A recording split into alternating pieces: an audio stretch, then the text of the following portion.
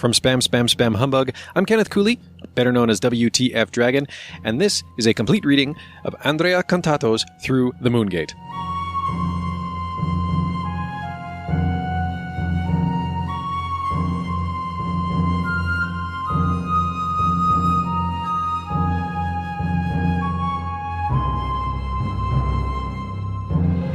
Chapter 6. The Difficult Chronology of the Dawn of the CRPG. Either the game was omitted from the list for some reason or by accident, or it didn't sell much more, maybe even less than 1,000 copies, at least not until it was bundled with later Ultima games, which happened quite early.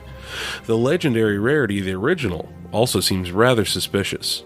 Sam Durbu, Ultima, Wizardry, the Black Onyx, and the Origin of JRPGs.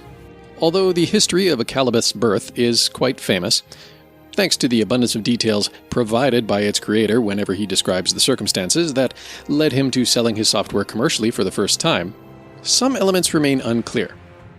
In particular, the exact sequence of events and the date on which a copy of that first version of Akalabeth produced for ComputerLand arrived in the hands of Al Remmers. Richard Garriott has always stated that the fateful phone call which kick-started his career as a professional programmer came at the end of summer in 1979. According to Richard, freshly contacted by Remmers, he removed unsold copies from ComputerLand's shelves and went to CPCC's headquarters to sign the contract. In a few weeks, the game would be put on sale with new artwork instead of the drawing made by his mother for the homemade version. And after signing the commercial agreement, Richard would then leave for the University of Austin, where at the beginning of 1980, he would take his first steps into the Society for Creative Anachronism, meeting many of the people who would inspire him to create the characters of his later game, Ultima. This is the best-known version of the story of Garriott's early career, but it suffers from some fairly obvious discrepancies. For example, Akalabeth, World of Doom, was only published in 1980, and not a few weeks after the end of summer of the previous year, despite Garriott's recollection. In addition, the game sold by CPCC didn't appear in Apple II magazines until January of 1981. This fact implies that its commercialization actually took place in the second half of 1980, and not in the first months of the same year, as per Garriott's chronology. The first edition of the game, the one offered for sale in ComputerLand, is actually dated 1980 on both the floppy disk labels and on the boot screen, just like the first edition of the CPCC version. It is also dated 1980. The CPCC edition is in all aspects very similar to Garriott's self-produced one. The Castle edition differed only with the inclusion of a sheet with the artwork, as well as a small reworking of the manual that Richard had written and that his mother had accompanied with drawings.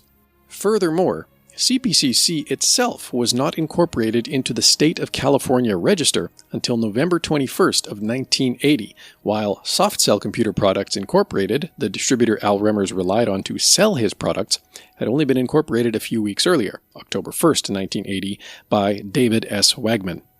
Softcell would soon become one of the most important distributors in North America in the rapidly expanding market of microcomputer software. The second edition of Akalabeth, released by CPCC, featuring the artwork of Dennis LeBay, came the following year. The demon painting had actually only appeared in the May-June 1980 issue of Space Gamer, without any reference to Richard Garriott's game. Even inside the magazine, despite the presence of a column called Deus Ex Machina, dedicated to computer gaming, there were no references to the Texan programmer or his debut work.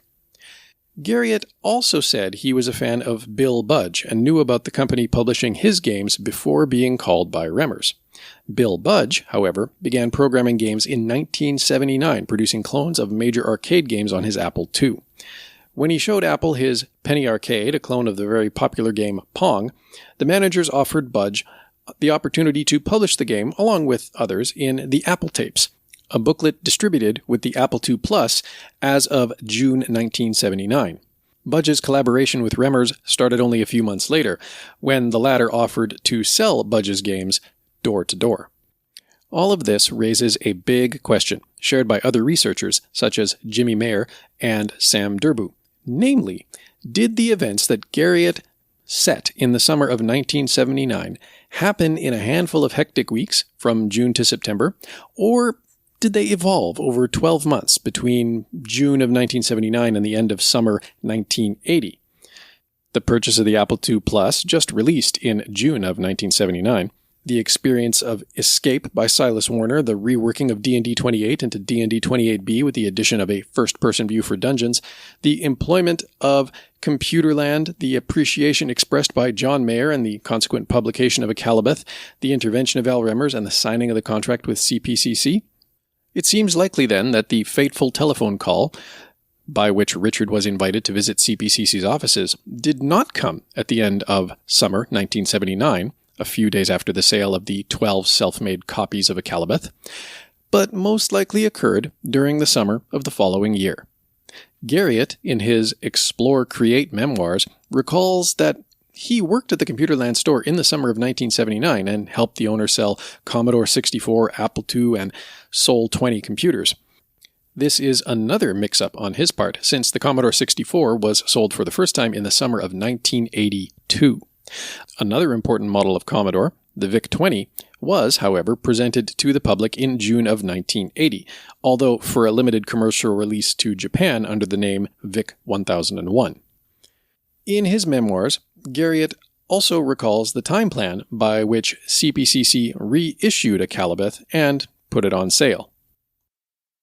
Within weeks, Akalabeth was being distributed nationally. When the game was published in the fall of 1980, it very quickly became successful, and people began wondering about the true identity of Lord British. Around this time, in a clever advertising move, Remmers and Garriott proposed a quiz in the magazine Soft Talk. The quiz was printed in the January 1981 issue, a few months after the publication of the game, in which they asked the public to guess who Lord British really was, starting with a simple first clue. Lord British is not a resident of the Silicon Gulch. Evidently, no one was able to identify the real name of Lord British, and with the next edition, in February, Soft Talk gave a second hint. Lord British attends the largest university in the state of Friendship. The quiz caught the attention of many and probably boosted Akalabeth's sales, prompting CPCC to issue a second edition, this time changing the cover.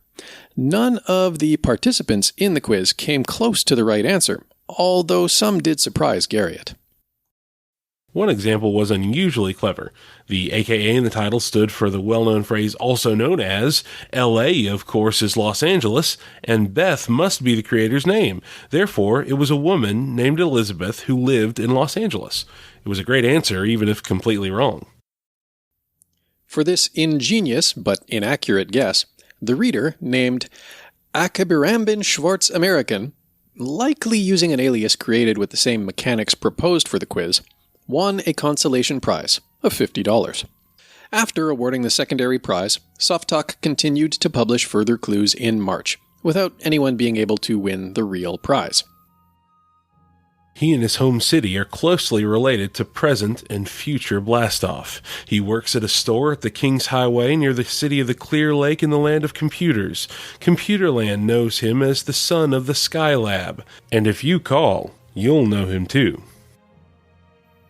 So, what is the exact chronology surrounding the publication of Akalabeth? In light of the information gathered up till now, there are two possibilities.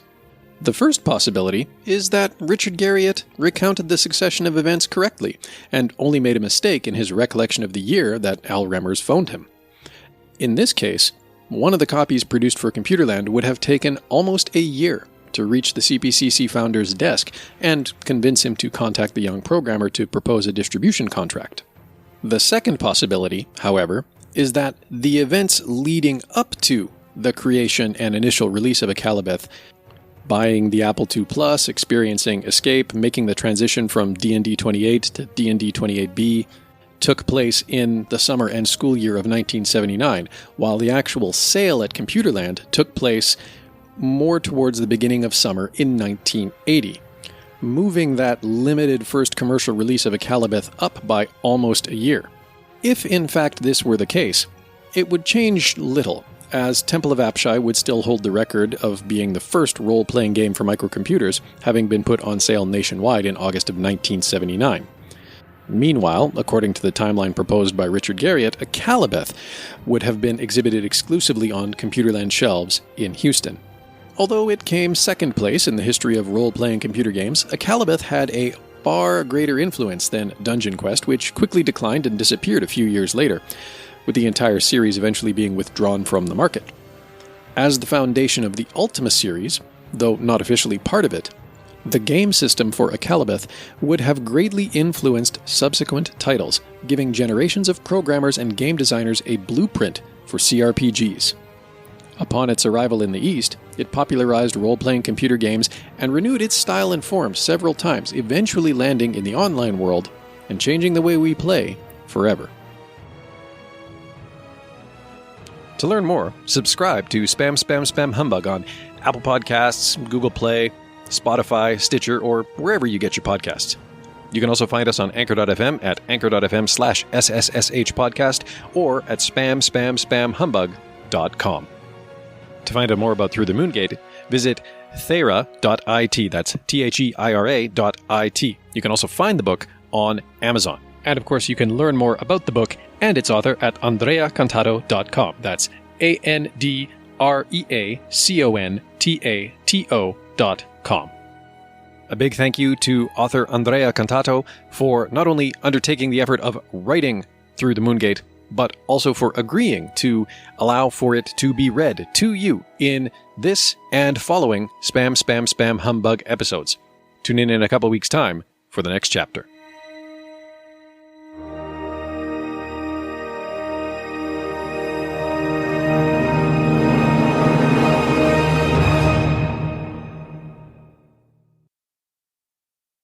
I'm going to make some games, and I'll show them to you when I'm done.